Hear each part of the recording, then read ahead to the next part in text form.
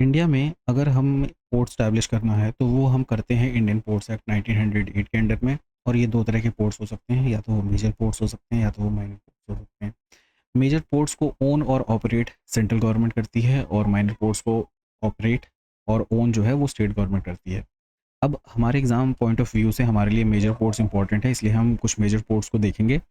और अगर हम बात करें 2021 की, तो 2021 में एक एक्ट पास किया गया था जिसे कहा गया मेजर पोर्ट्स अथॉरिटी एक्ट, जिसने रिप्लेस किया पुराने एक मेजर पोर्ट ट्रस्ट एक्ट से। ठीक है, मेजर पोर्ट्स ये सेंट्रल गवर्नमेंट ओन करती है। अब ये क्या करेगा, ये एक्ट ये रेगुलेट करेगा ऑपरेट और प्लानिंग जो होगी मेजर पोर्ट्स की, वो इस एक्ट के अंडर में की जाएगी। ठीक है। अब अगर हम पोर्ट्स की बात करें तो हमें ये पता है कि जो हमारा वेस्टर्न कोस्ट है, ये हमारा एक नेचुरल हार्बर हमें प्रोवाइड करता है, नेचुरल पोर्ट की कंडीशंस प्रोवाइड करता है। बट यहाँ पे जो हमारा ईस्टर्न कोस्ट है, यहाँ पे क्योंकि मोस्ट ऑफ द रिवर्स जो हैं उनका माउथ है, जिसकी वजह से यहाँ पे सेडिमेंट डिपॉजिट होते हैं, और इसकी वजह से जो हमें एक डेप्थ चाहिए रहती है किसी भी शिप के डॉकिंग के लिए, वो हमें यहाँ पे नहीं मिल पाती। तो हमें यहाँ पे थोड़ी डिफ़िकल्टी फेस होती है, और यहाँ पे नेचुरली डेवलप्ड हमारे लिए हार्बर्स नहीं है। ठीक है, जैसे कि कोलकाता में अगर हम एक रिवर की हुगली की रिवर की बात करें, तो जो पोर्ट है वो हुगली रिवर पे है। ठीक है, ना कि यहाँ कहीं एट द एंड ऑफ या फिर माउथ पे जो है हुगली रिवर के, वहाँ पे नहीं है। वो थोड़ा सा इंटीरियर में आपको यहाँ पे मिल रहा है रिवर पे, क्योंकि वो हमें पानी की जो रिक्वायरमेंट होती है, एक सर्टेन डेप्थ चाहिए जिसमें वो फ्लोट कर सकें, डॉकिंग हो पाए, तो वो अवेलेबिलिटी जो है वो हमारे ईस्टर्न साइड पे ना होकर के हमारे वेस्टर्न साइड पे ज़्यादा है। अब अगर हम वेस्ट साइड से स्टार्ट करें, तो सबसे पहला पोर्ट जो हमें याद रखना है वो है दीनदयाल पोर्ट, जो कि कांडला पोर्ट के नाम से भी जाना जाता है, जो कि गुजरात में है। फिर मुंबई पोर्ट है, जो कि लार्जेस्ट पोर्ट है। फिर हमारा जवाहरलाल नेहरू पोर्ट है, जो कि लार्जेस्ट कंटेनर पोर्ट है। ठीक है।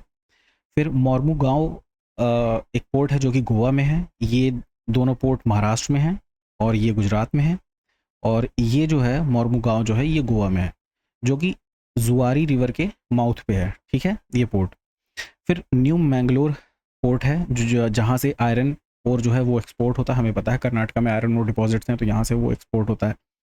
अब अगर हम कोचिन की बात करें, तो कोचिन में ढेर सारी केरल में, ये केरल है, केरल में ढेर सारी लेक हैं, जिसमें से एक लेक है वेम्बनाथ लेक। और वेम्बनाथ लेक के माउथ पे हमें जो है वो कोचिन पोर्ट मिलता है।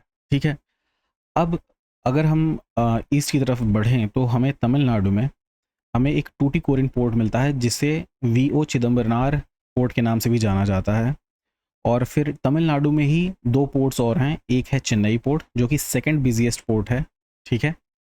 और अगर हम यहाँ पे एक और पोर्ट है जो जिसे एन्नोर पोर्ट कहते हैं, ये एग्ज़ाम में क्वेश्चन आया था, कमराजार पोर्ट। ये फर्स्ट कॉरपोरेट पोर्ट है इंडिया का।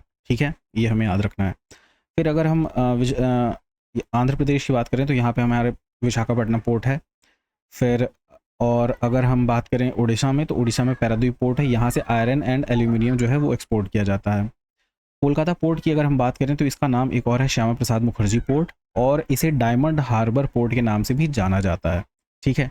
और ये हुगली रिवर के पे ये पोर्ट है। ठीक है। तो ये कुछ इंपॉर्टेंट पोर्ट्स हैं जिन्हें आपको याद रखना है। और पोर्ट्स का स्टैब्लिशमेंट कहाँ होता है, किसके अंडर, किस एक्ट के अंडर में होता है, इंडियन पोर्ट्स एक्ट 1908, इसको आपको ध्यान में रखना है। ठीक है। और लेटेस्ट एक अमेंडमेंट था मेजर पोर्ट्स अथॉरिटी एक्ट 2021, जो कि अब रेगुलेट, ऑपरेट और प्लान करेगा मेजर पोर्ट्स को इंडिया में। और मेजर पोर्ट्स जो हैं वो सेंट्रल गवर्नमेंट ओन और ऑपरेट करती है, और माइनर पोर्ट्स को जो है वो स्टेट गवर्नमेंट और ओन एंड ऑपरेट करती है। ठीक है। तो मेजर पोर्ट्स के बारे में इतनी ही इन्फॉर्मेशन हमारे लिए इम्पॉर्टेंट है। ठीक है, मिलते हैं नेक्स्ट वीडियो में।